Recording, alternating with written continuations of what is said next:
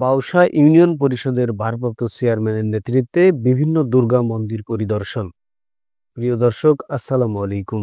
Channel ইনসাফ সংবাদে আপনাদের সকলকে আমন্ত্রণ জানাচ্ছি। রাজশাহীর বাঘা উপজেলার বাউসা ইউনিয়ন পরিষদের ভারপ্রাপ্ত চেয়ারম্যান আব্দুর রহমানের নেতৃত্বে দুর্গা পূজা উপলক্ষে ইউনিয়নের বিভিন্ন দুর্গা মন্দির পরিদর্শন করা হয়েছে। বুধবার 1 অক্টোবর বিকেল 3টার সময় ইউনিয়ন পরিষদ চত্বর থেকে যাত্রা শুরু করে চেয়ারম্যান সহ পরিষদের সদস্যরা। প্রথমে বাউসা বেনুপুর সার্বজনীন দুর্গা মন্দির পরিদর্শন করেন।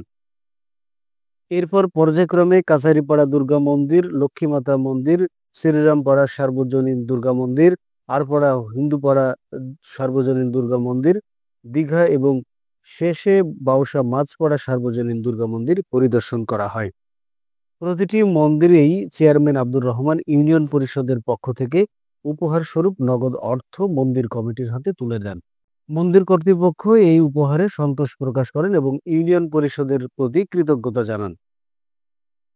এ সময় উপস্থিত ছিলেন 1 নং ওয়ার্ড সদস্য আবুল কালাম আজাদ, 3 নং ওয়ার্ড সদস্য রেজাবউদ্দিন, 6 নং ওয়ার্ড সদস্য আখের উদ্দিন, 7 নং ওয়ার্ড সদস্য সাইফুল ইসলাম সাহেব এবং 8 নং ওয়ার্ড সদস্য মুমতাজ আলী, গ্রাম পুলিশের দফাদার মুমিন উদ্দিন সহ সংরক্ষিত মহিলা সদস্য শিরিন আক্তার, হামিদা বেগম ও খালেদা বেগম।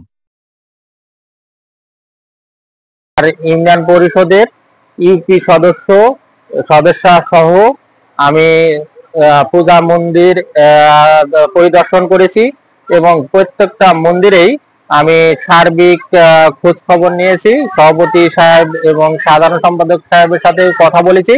ওনারা বলছেন যে আমাদের এই পূজা উদযাপনের জন্য কোনো আইন শৃঙ্খলা এবং কোনো রকম কোনো অসুবিধা হয় নাই, বাধা বিপত্তি ছাড়াই সেটা উদযাপন করতে পারছি।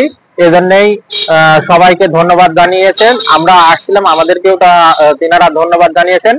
আমরাও বাউসা ইউনিয়নের পক্ষ থেকে পরিষদের পক্ষ থেকে সকল সনাতন ধর্মাবলম্বীদের স্বাগতম জানাচ্ছি।